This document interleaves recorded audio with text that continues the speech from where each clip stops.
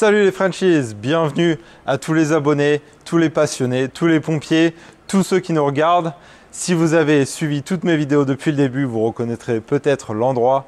Je suis à Station 74, là où j'ai fait ma toute première vidéo qui s'intitulait « Bienvenue dans une de nos casernes au Texas ».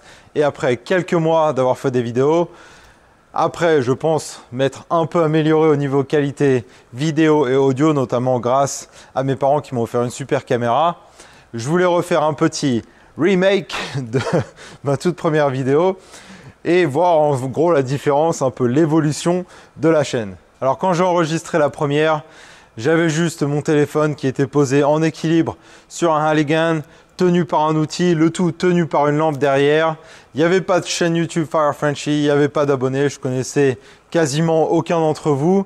C'était le 20 octobre 2020. Sur un coup de tête comme ça, après des années de me dire ah, ce serait bien que je partage mon expérience parce que je sais que c'est quand même assez unique en son genre. On n'est pas des milliers et des cents à être français 100% pure souche et être exporté aux États-Unis pour être pompier. Depuis, j'ai rencontré énormément de gens. J'ai même trouvé d'autres pompiers français au Texas et aux États-Unis. Et c'est vraiment une expérience enrichissante, très intéressante parce que j'arrive à partager quelques-unes de mes connaissances et un peu de mon savoir. Et en retour, j'en reçois énormément. Et je sais qu'une des questions qui m'avait été posée, c'est est-ce que tu fais partie de Station 74? Est-ce que tu fais partie de Station 73? C'était pas très clair tout ça. Dès le départ, j'avais pas expliqué parce que c'est quand même, faut penser différemment quand on fait des vidéos. Faut que je m'exprime à des gens. Vous avez l'impression que je vous parle à vous. Oui, je te parle à toi. Mais en fait, je parle à juste uniquement une caméra. Donc, il faut que j'imagine dans ma tête un dialogue qui se passe avec personne. Et j'avais pas bien expliqué le processus. Donc, je suis affecté à la caserne 73 pour 48 heures de garde, 96 heures de repos. Durant mes 96 heures de repos, il se peut que certaines journées, il y ait soit 12 heures, soit 24 heures qui soient ouverts à une autre caserne parce que quelqu'un est en vacances, quelqu'un est malade, quelqu'un n'est pas là en formation, peu importe. Et on a la possibilité d'aller travailler en heures supplémentaires dans cette autre caserne pendant un autre shift parce que je vous rappelle qu'il y a 3 shifts ici à Spring, le A shift, le B shift et le C shift. Okay, le shift A, B, C. Moi, je fais partie du C.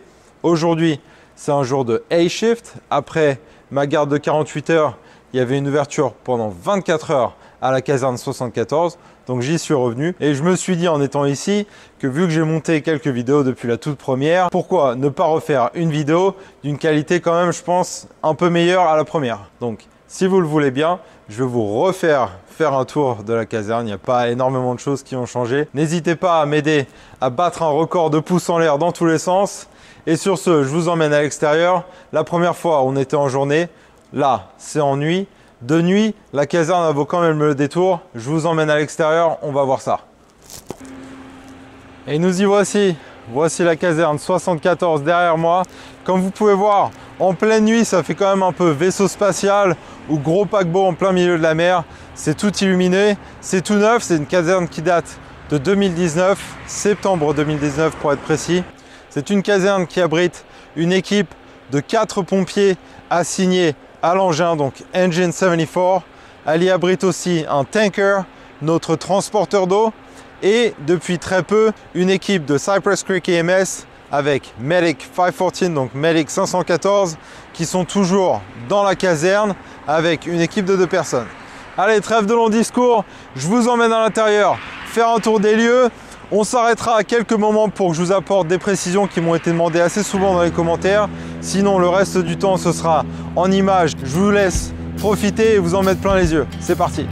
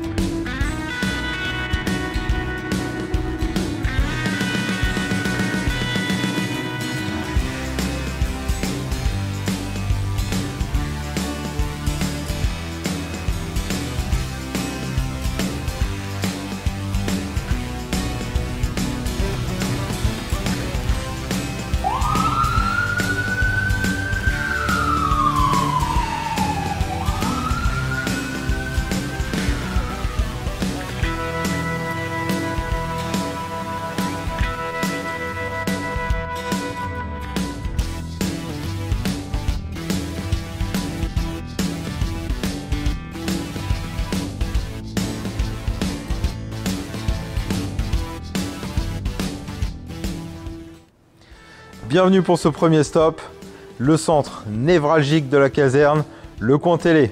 Je dis névralgique, mais il n'est pas si utilisé que ça. Mais comme vous pouvez le voir, on est très bien installé avec des gros canapés en cuir très confortables. Des murs isolés pour l'insonorisation du building, pour éviter que quand on regarde des films un peu trop fort, que le son résonne entre les murs ou aille déranger ceux qui dorment derrière. C'est juste des carrés sur le mur en gros de matériel d'un genre de tissu spécifique et ça marche super bien. D'ailleurs quand on passe à côté, on entend qu'il n'y a pas de son d'un côté, c'est vraiment étrange. Vous pourrez voir qu'il y a des photos aussi de Spring, des débuts de Spring Fire Department qui a été créé en 1953. À cette époque-là, le seul prérequis pour pouvoir être pompier, c'était de venir à une réunion une fois par mois, de payer les 25 centimes pour faire partie de l'association.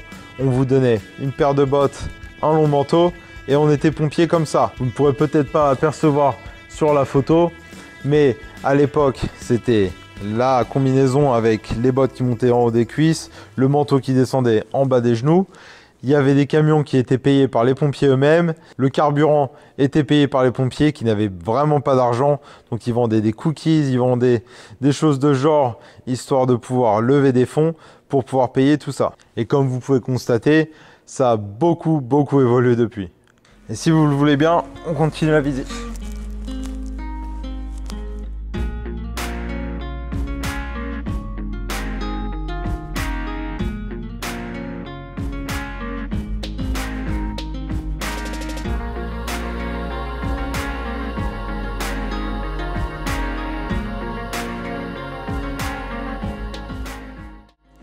Un des points centraux de la caserne, c'est la cuisine. C'est là où on prépare tous les repas, car on mange tous ensemble, que ce soit le petit déjeuner ou le dîner en général. Le déjeuner est libre, chacun fait un peu ce qu'il veut. Mais pour les repas en commun, donc le petit déjeuner et le dîner, on prépare ça ici. On arrive le matin.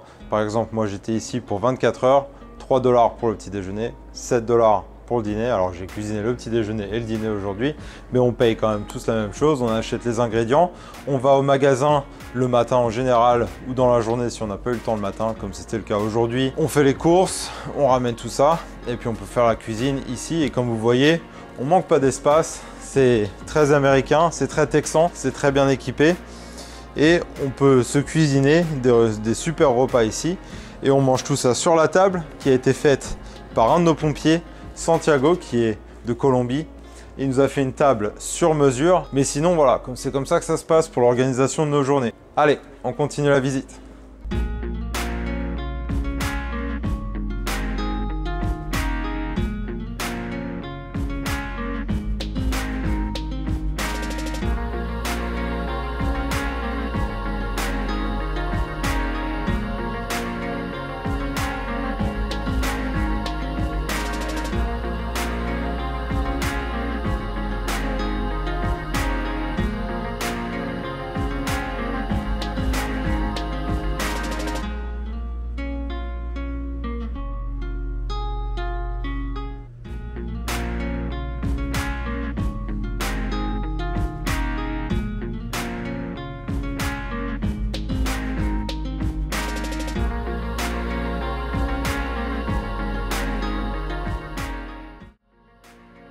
Je me trouve maintenant dos à nos garde-manger, nos pantries. Comme je vous ai dit tout à l'heure, on a 3 shifts, le A, B et C shift, donc A, B et C. Et ces pantries, ces garde-manger nous permettent d'aller au magasin, d'acheter nos ingrédients, nos nourritures et de pouvoir stocker ça dans un frigo et d'être sûr d'avoir le petit déjeuner, d'avoir nos nécessités la prochaine fois qu'on retourne au travail.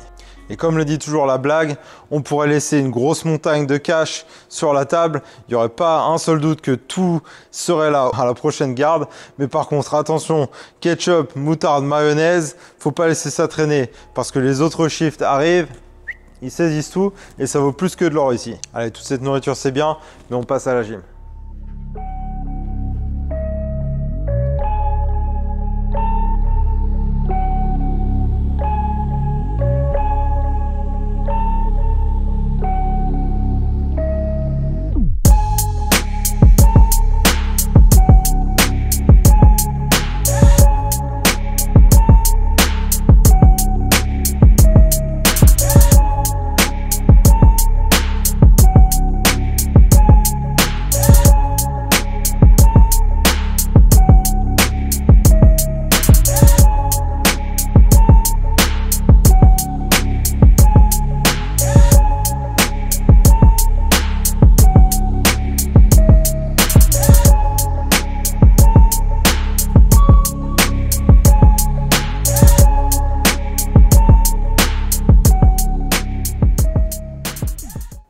Nous voici dans la salle de sport où nous y trouvons aussi nos saunas post-incendie qui sont des saunas spécialement prévus à cet effet dans le but de décontaminer.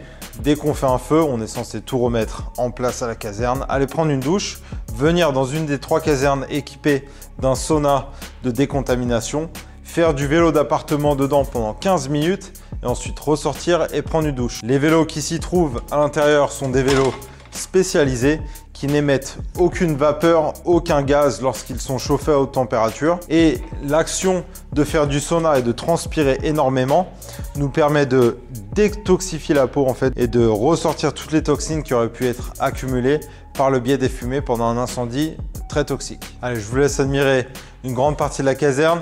Prochain arrêt, les salles de bain.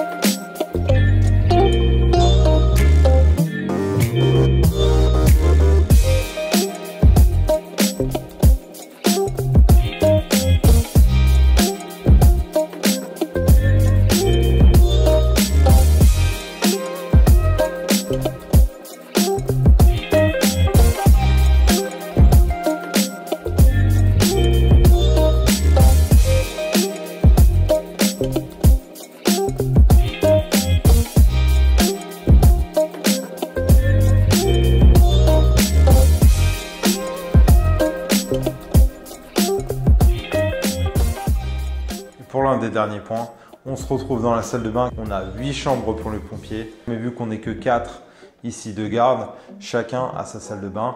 Le capitaine a son propre bureau, sa propre chambre, sa propre salle de bain.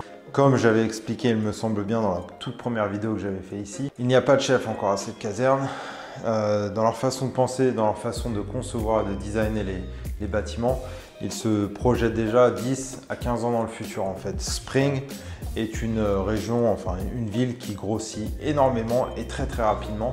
Donc à la construction de cette caserne, ils ont prévu et anticipé que d'ici 5 à 10 ans, on pourrait rajouter une équipe pour un total de 8 pompiers ici, avoir un chef de ce côté de la ville parce qu'encore une fois, on a l'autoroute qui traverse, on a la partie ouest, la partie est, ici on est à l'est, le chief est à l'ouest, éventuellement on aura un chief du côté ouest, un chief du côté est. Allez, je vous laisse terminer la visite en paix.